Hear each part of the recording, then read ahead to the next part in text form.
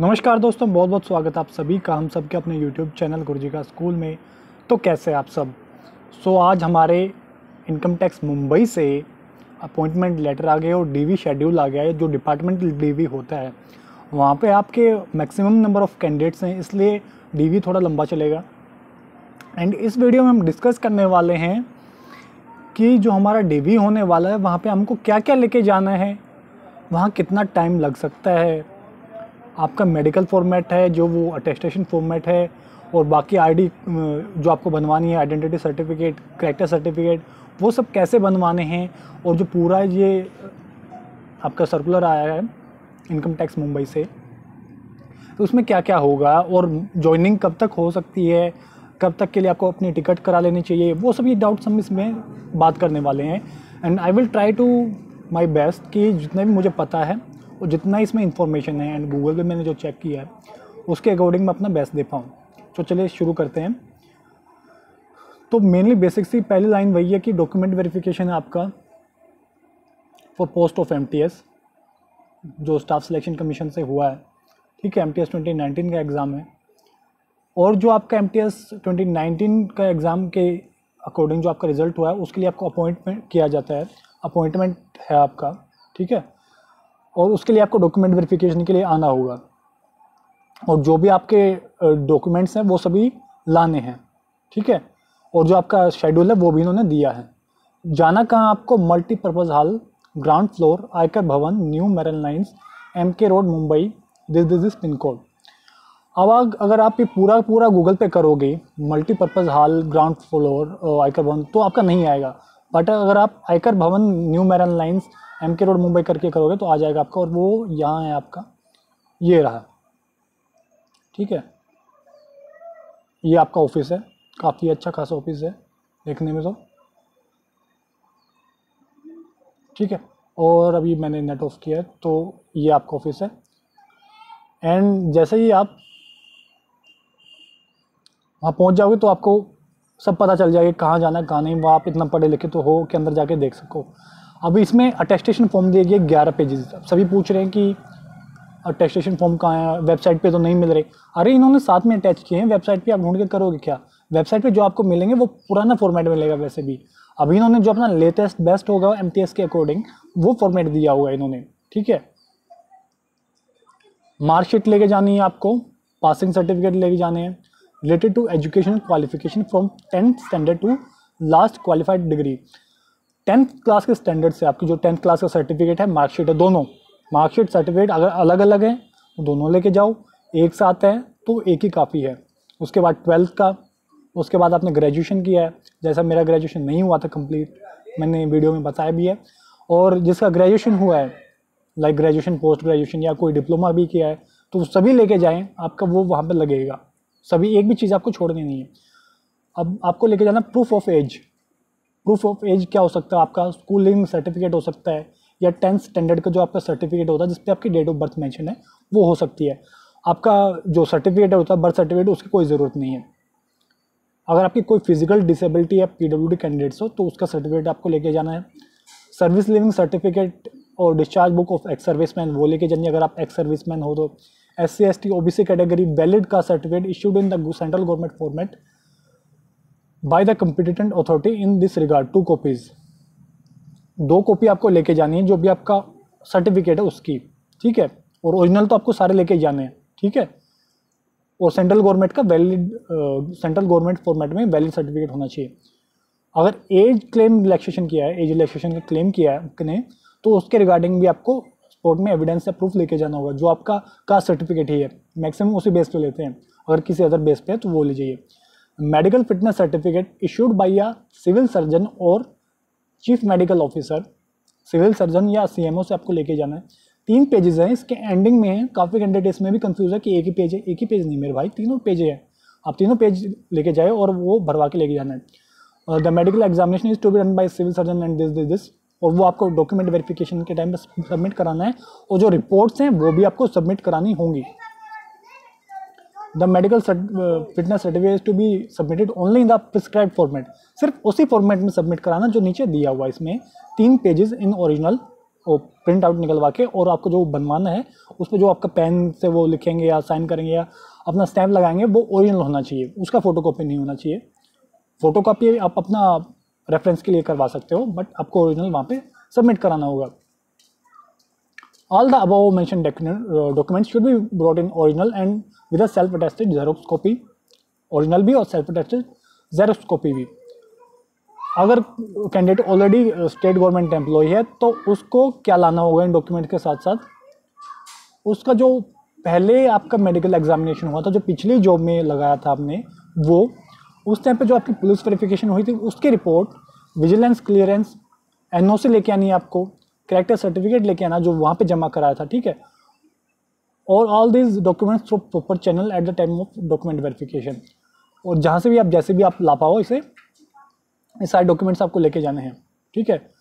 Fully filled in, आप ये जो आपका लेटर आया है या ये जो आपका सर्कुलर आया है डिपार्टमेंट से, इसको आप दिखाओगे तो वहाँ पे आपको एनओसी मिल जाएगी, वरना आपका जो भी आपको वहाँ से डॉक्यूमेंट्स निकलवाने हो उसके बेस पे निकलवा सकते हो। 5 रिसेंट पासपोर्ट साइज फोटोग्राफ लेके जाने हैं, ठीक है। एंड आपको लास्ट 5 ईयर्स में आप 1 साल से ज़्यादा जहाँ भी रहे हो उस एरिया का डिस्ट्रिक्ट पुलिस हेडक्वार्टर का पूरा एड्रेस देना विद पिन कोड, ठीक है, जहाँ पे भी आप 1 साल से ज़्यादा रहे हो।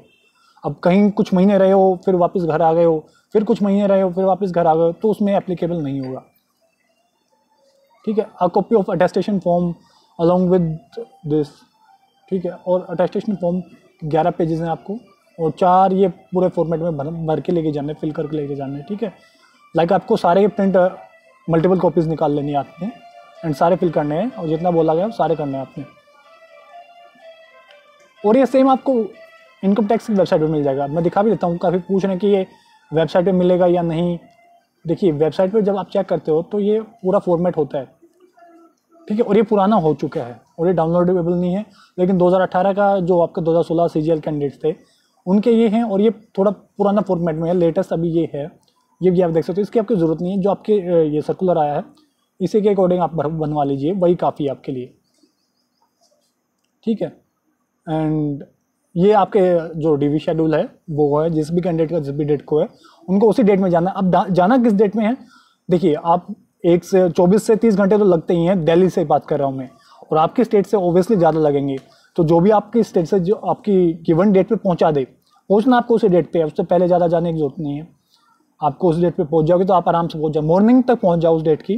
जैसे आपका 10 बजे है तो आप सुबह के 3, 4, 5 बजे तक पहुँच जाओ, जिससे आप आराम से वहाँ पर पहुँच जाओगे अपने जो आपका डिपार्टमेंट का ऑफिस है। लेकिन आने का टाइम आप उससे अगले दिन का करवाना प्लीज़, बिकॉज ज़रूरी नहीं उनका टाइम पे ही करा दे, वो आपका इवनिंग तक भी करा सकते हैं। मे बी आपकी वो ट्रेन अगर आप उसी दिन कराते हो तो वो आप पकड़ पाओ या नहीं, तो उससे अगले दिन की करवाना। ज्वाइनिंग अभी नहीं होने वाली है, ज्वाइनिंग आपकी जब आपके सारे डीवी कंप्लीट हो जाएंगे सभी कैंडिडेट का, लाइक 9 तारीख तक है ये, 9 तारीख तक जब सबका कंप्लीट हो जाएगा तो उसके बाद ही आपका जो ज्वाइनिंग लेटर है वो आएगा और आपके ऑफिस का नाम भी उसमें होगा, ठीक है। ये सभी का डिटेल है। और मेरा जो डीवी है वो मेरा डीवी है 26 को, यहाँ पे 5925 मेरा रैंक है, ठीक है। ये जतिन कुमार, और 26 जुलाई 1 PM को, तो जिसका भी साथ में है तो आप चल सकते हो साथ में, ऑब्वियसली चलेंगे दिल्ली से, ठीक है। एंड अब देखते हैं attestation forms and all that things जो हमको फिल करनी है, ठीक है। ये हमारे अटेस्टेशन फॉर्म्स। सबसे पहला पॉइंट है जो आपको ध्यान देना है, काफ़ी कैंडिडेट पूछते हैं कि अगर हम कुछ ना बताएं तो कैसा चल जाएगा या नहीं। पहली बात, आपको सारी चीज़ें सच सच बतानी है, कोई भी चीज़ झूठ नहीं बतानी है। अगर कहीं भी झूठ पकड़ा जाएगा तो आपको बाहर निकाल दिया जाएगा, आपके अगेंस्ट क्रिमिनल केस होगा, ठीक है। यहाँ पे एक पासपोर्ट साइज़ फ़ोटो लगाना है, ठीक है, रिसेंट पासपोर्ट साइज़ जो आपने हाल फिलहाल में खींचा हो, नया भी बनवा सकते हैं, कोई दिक्कत नहीं है। अगर आप फॉल्स इन्फॉर्मेशन देते हो, एक्सप्रेस करते हो एक्चुअल इन्फॉर्मेशन को अटेस्टेशन फॉर्म में, तो आपको डिस्क्वालीफाई किया जाएगा और आपको अनफिट कर दिया जाएगा employment under the government. Government में कभी भी आपको जॉब नहीं मिलेगी। अगर आप कभी भी डिबार हुए हो या आपके अगेंस्ट कोई भी केस हुआ हो या किसी भी स्टाफ सिलेक्शन कमीशन से या किसी अदर अथॉरिटी से आपके अटेस्टेशन फॉर्म भेजे गए हैं और जिसमें आपका ज्वाइनिंग नहीं हुआ है और किसी अदर रीज़न से आप में कुछ प्रॉब्लम आई है तो वो सभी बताएं।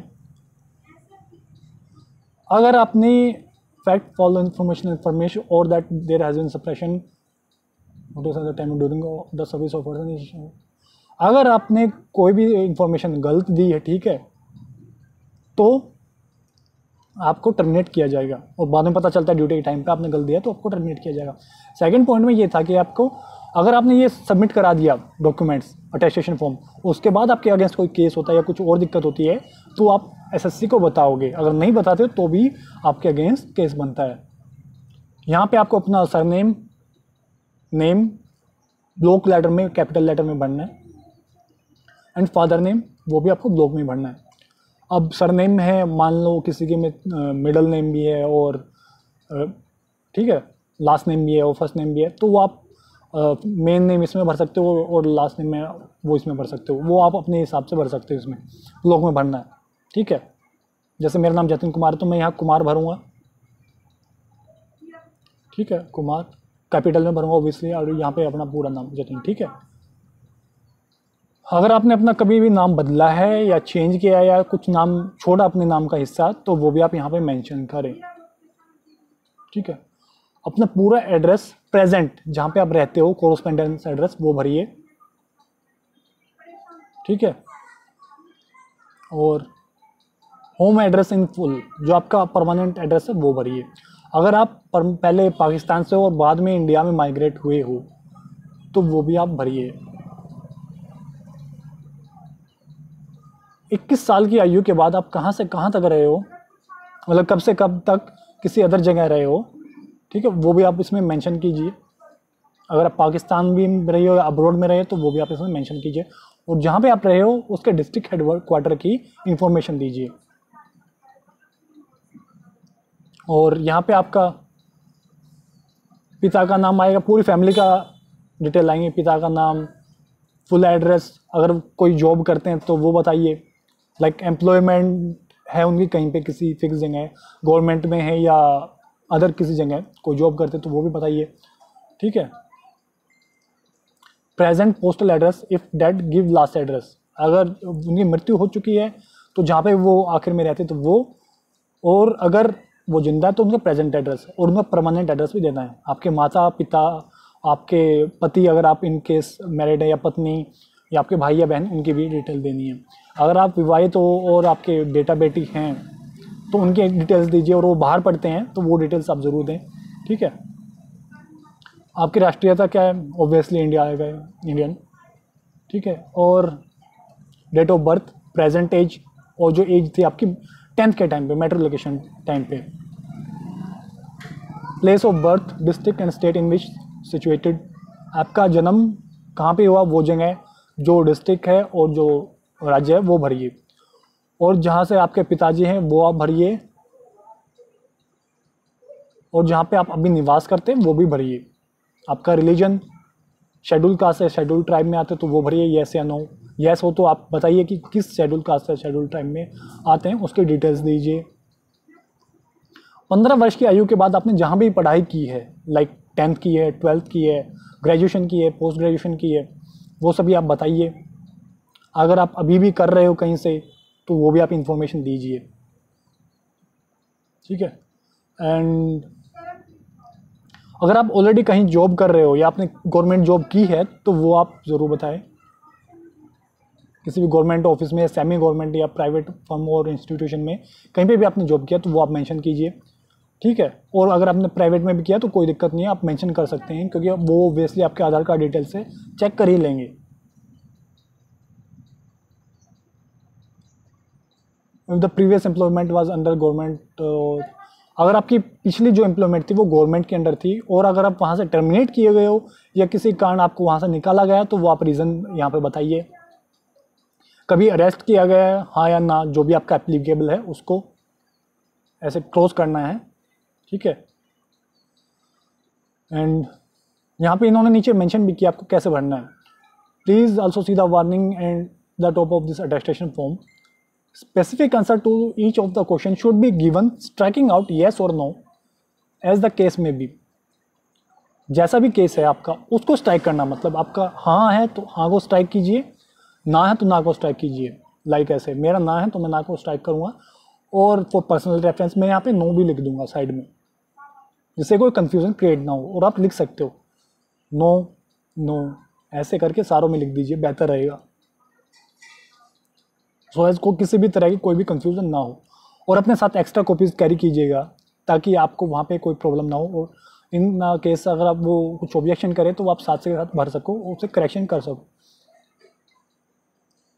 ठीक है, 2 रेस्पॉन्सिबल आदमियों के मतलब पर्सनस के नाम दीजिए जो ब्लड रिलेशन में ना हो, और जो पुलिस वेरिफिकेशन के टाइम पे वहाँ पे हो, उनका एड्रेस भी दीजिए, उनका टेलीफोन नंबर भी दीजिए, मतलब मोबाइल नंबर है या जो भी है वो दीजिए। सिग्नेचर ऑफ द कैंडिडेट डालिए अपना यहाँ पे, डेट प्लेस, ये आपका अटेस्टेशन फॉर्म पूरा हुआ। अब आता है आपका आइडेंटिटी सर्टिफिकेट। 2 तरह के आइडेंटिटी सर्टिफिकेट दिए हैं, वो भी हम देखते हैं। इसको आप किसी एक से अटेस्ट करा सकते हो कि कोई भी गजटेड ऑफिसर है सेंट्रल या स्टेट गवर्नमेंट का, MP MLA से करा सकते हो, SDM से करा सकते हो, ऑफिसर से करा सकते हो, tehsildar, naib tehsildar, authorise to exercise magistrate power, इसके पास भी मजिस्ट्रेट पावर हो, उनसे आप करा सकते हो। Principal headmaster of the recognised school college institution where the candidate last studied last, आप किसी भी स्कूल या कॉलेज के हेडमास्टर से, प्रिंसिपल से करा सकते हो। वो मान्यता प्राप्त होना चाहिए, ज़रूरी नहीं वो सरकारी हो, ठीक है, वो प्राइवेट भी हो सकता है, बट उसको मान्यता होनी चाहिए, लाइक वो पूरा रिकॉग्नाइज स्कूल होना चाहिए, ऐसा आलतू फालतू स्कूल नहीं होना चाहिए। वीडियो से करा सकते हो आप, block development officer, post master या पंचायत इंस्पेक्टर से आप करा सकते हो, और वो यहाँ पे आपका फिल कर देंगे डिटेल्स, और आपका डिटेल्स वेरीफाई कर देंगे। ठीक है, और हाँ, आपकी डिटेल फिल करके, और उनकी पूरी स्टैंप लगेगी, और उनका पूरा डेजिग्नेशन, नाम, signature and address of the competent authority, जिस भी अथॉरिटी से आपने करवाया है उसकी पूरी प्लेस डिटेल्स आएगी। ये आपका ऑफिस में भरना है, ये आपका कुछ नहीं भरना है। इसमें आपको मैक्सिमम पॉइंट्स में कुछ नहीं भरना है, आपको टिक नहीं करना है।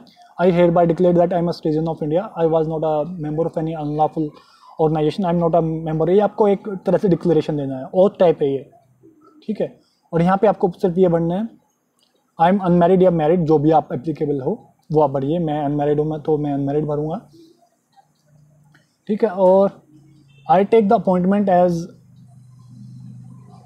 MTS in income tax Mumbai, और सर्कुलर का जो नंबर है, ऑफर ऑफ अपॉइंटमेंट नंबर, जो सर्कुलर का नंबर है वो भर दीजिए, ठीक है। या आप इसे ब्लैंक भी ले जाएं, ताकि अगर इन केस कोई अपॉइंटमेंट नंबर है आपका अलग से, तो वो आपको इन्फॉर्म कर दें, वहाँ पे आपको बता दें। कितनी सी जगह को आप ब्लैंक भी ले जाइए तो वो आपको भरवा देंगे।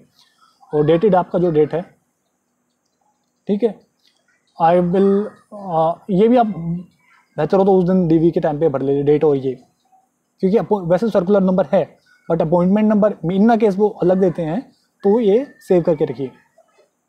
I will produce the domicile certificate, Aadhaar card on with in, Aadhaar card आप जो भी आपको जमा कराना वो ऐसे रहने दीजिए, आधार कार्ड आप जमा करा सकते हो साथ में,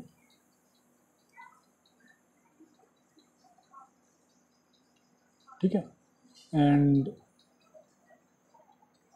हाँ, ये आइडेंटिटी सर्टिफिकेट आपका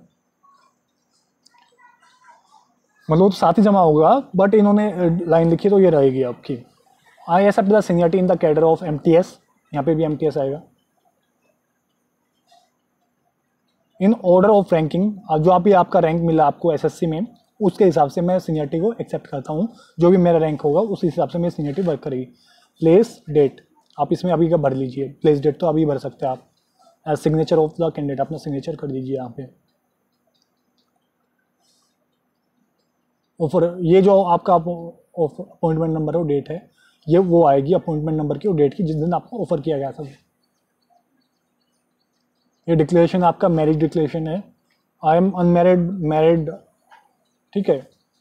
आप अनमैरिड हो, विडोवर हो या विडो हो तो वो बताइए। जैसे मैं अनमैरिड हूँ तो मैं यहाँ क्लिक कर दूंगा, अनमैरिड पे टिक कर दूंगा और साइड में लिख भी दूंगा अनमैरिड, और बाकी कोई एप्लीकेबल नहीं मेरा तो मैं सबको क्रॉस कर दूंगा ऐसे ऐसे। मतलब ये तो ज़्यादा लाइन हो गई, बट आप सिंपली क्रॉस कर दीजिएगा, सारे क्रॉस हो जाएंगे आपके। और यहाँ पे डेट जिस भी दिन आप भर रहे हो वो भर सकते हो, सिग्नेचर। एंड ये लिखा भी नहीं भी ऊपर का जो भी आपका अप्लीकेबल नहीं है उसे काट दीजिए। 3 केस है जो आपके ये आपके एप्लीकेबल रहेंगे। ये आप या मैरिड हो या अनमैरिड हो, और अगर मैरिड हो तो वो भी 3 केस तो आपके एप्लीकेबल रहेंगे ही। I dash candidate for the appointment to this, मैं अपना नाम और एमटीएस, ठीक है। कहीं पे आपने ऑलरेडी एम्प्लॉयड हो, नो, अगर नहीं हो तो मैं नहीं हूँ। कहीं जहाँ पे भी आप अगर आप यस करते हो तो जहाँ पे भी आप थे वो डेजिग्नेशन और बाकी सारा एड्रेस वगैरह आपको, और जो आपका टर्मिनेशन था किस वजह से आपको वहाँ से हटाया गया या आपने छोड़ा वो जॉब, तो वो रीज़न भी लिखिए।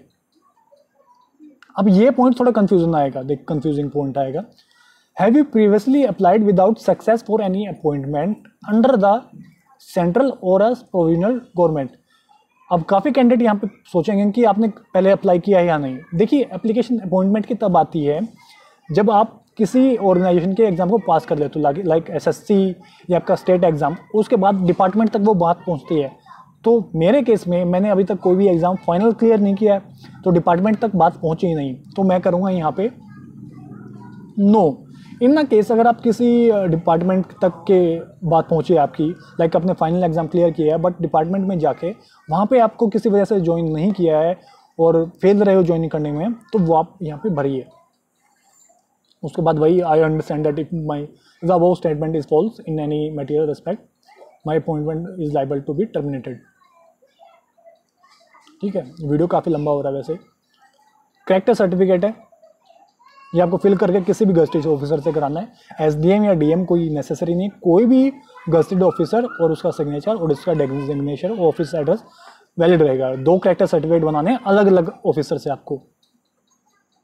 ये फिर से आपको आइडेंटिटी सर्टिफिकेट बनवाना है।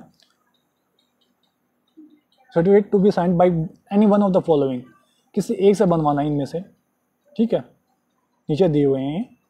और यहाँ पे आपका फ़ोटो भी लगेगा और ये फ़ोटो आपको अटैच कराना है, इस पर आपकी स्टैम्प लगी हो, ठीक है। आपकी सारी डिटेल्स आएंगी और ये सब आपको बनवाना है। अब आता आपका मेडिकल सर्टिफिकेट, नाम, एज, प्लेस ऑफ बर्थ, और आपको कभी स्मॉल पॉक्स वगैरह हुआ है या ये जो भी बीमारियाँ दी हुई इनमें से, और आपको कोई ऐसी बीमारी हुई हो जिसके आप सर्जिकल ट्रीटमेंट हुआ हो, बेड रिडन हुए हो, कभी आप कब लास्ट वैक्सीनेट हुए हो, आप या आपके कोई रिलेटिव इनमें से किसी भी बीमारी से ग्रसित हुए हो। अगर आपका किसी बीमारी का मतलब समझ नहीं आ रहा तो आप गूगल कर लीजिए।